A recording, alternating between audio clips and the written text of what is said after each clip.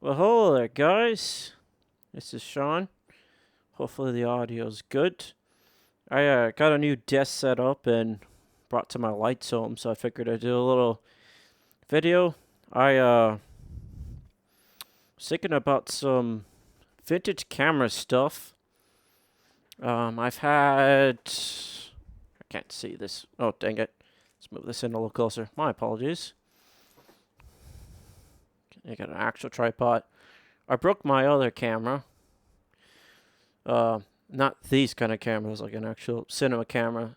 So I don't have anything to put on a tripod. I'm just using my phone. Um, I've had this camera here for a while. I got this back in college, or before college actually. It's pretty cool for what it is. It's an old Minolta. Very very reliable. And so when I say cool for what it is, it's like there are like cool cameras you can get. They're like collector's items, and then there's cool cameras you can get that are like um, uh, reliable. And this would definitely be on the reliable side of things. I think my aunt got this for me, and so I don't know if I ever showed her the prints from that. So I'll have to see if I remember that. So let's put this one over here. This is another one here that I still have yet to test. It's the issue with this is I've had this one for a while. It's very digital, very electronic, very I don't know how to explain it. Fly by wire, I think is the term they use on airplanes. So in my collection, it's much easier to use some of these older cameras that are manual, especially because sometimes the batteries of yesteryear are not the same as the ones used today. So there's some stuff like that. This one here is an 8mm camera. I really want to test this one. I need to replace the battery pack, which is pretty cheap. It shoots to these kind of Super 8 cartridges and, daylight loading, which is kind of nice. And hope that at some point maybe do a little bit of filming with that. But they're all very cool. The initial reason why I got a lot of these is that you could pick up. Let's move this thing without causing an earthquake here. You could pick up a whole set of these lenses.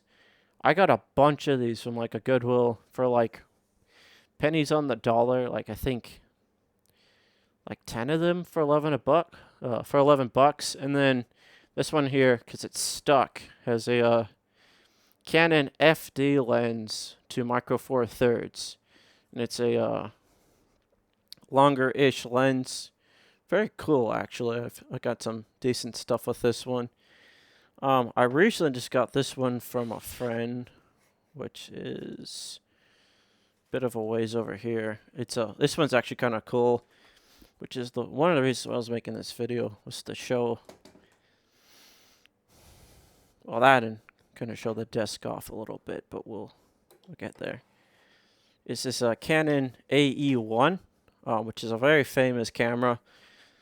Let's see, 60s, 1976. So a very famous camera back in the day. I guess it was one of the first to have like a CPU. I imagine, integrated circuit of some sort. Have not tested it. I've only had it for about under a week. Very cool. So all these ones are ones that were like given to me, or I've gone in like thrift stores. I have this one was given to me. It's a regular 8mm camera. I think it was their father's, and I have yet to get to work. I don't know if they still make films for this, but it has a rotating turret lens. You kind of wind it up, which is kind of cool, and then you can kind of, and if you can hear that whirring sound because I'm wearing a headset microphone. But I really like this one. If I could get it to work, it'd be cool, especially with the ability to shoot stop motion on there. And it's all in working order. The only thing that's downside is that the optics, or you're not looking for the lens, which you would be on this one here. So on an old SLR or anything that has like a mirror, because it might not be like a, might be a slightly different setup on a cinema camera because the mirror flips up. But when you take a picture,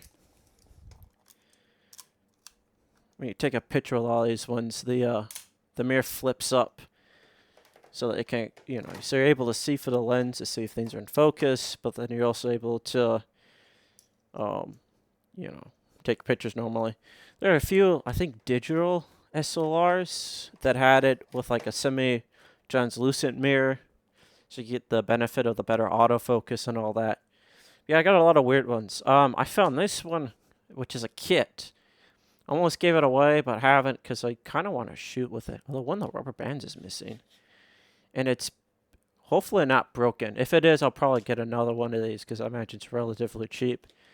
But you basically load film up and then you pull the flap up, count to like a specific amount of time.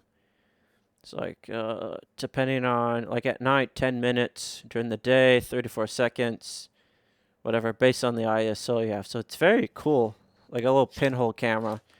It's not really like optics or anything on that. Might be an ND though. I'm not sure exactly what I'm looking at there. But kind of a cool thing there. Just tons of random lenses, different. Like I said, I bought a bunch of these as a batch, and then I've gotten random ones from thrift stores and stuff. Not really sure if if all of them even work, because you do have to go through and figure out all the mounts. Quite a few of these I've actually used on short films over the years, connected to my different cameras, digital cameras I've had.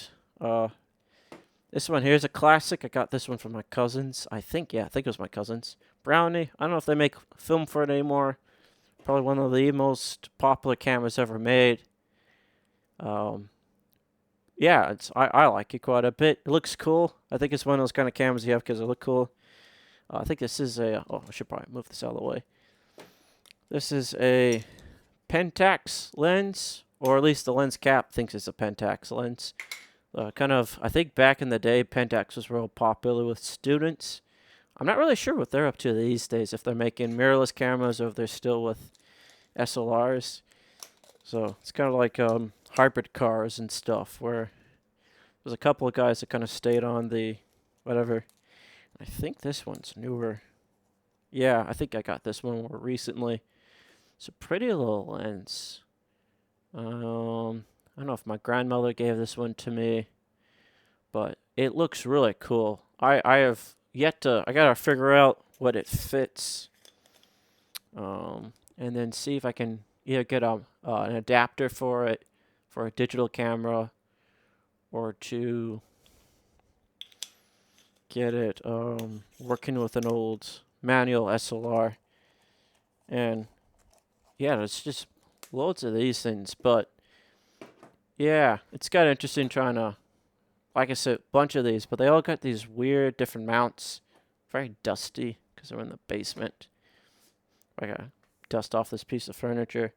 But yeah, I think I would like to try to do some stuff with color film, which would be neat. And then I definitely want to do some stuff with 8mm, although quite expensive these days. I think it's always been relatively expensive to shoot on film, which is why, the relative quality of Super 8 versus VHS is kind of like what set of pros and cons you want to go with. But 16mm is definitely very good.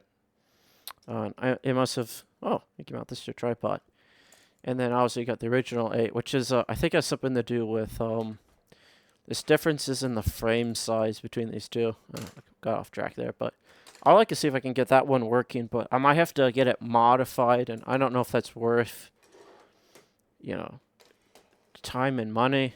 It's definitely, like at work and stuff, we just have old cameras that we have on display and stuff that, look nice, like a Brownie. But like for some of these old ones, like this one here, or this computer CT7, which sounds like a thing that someone would have in a cyberpunk story.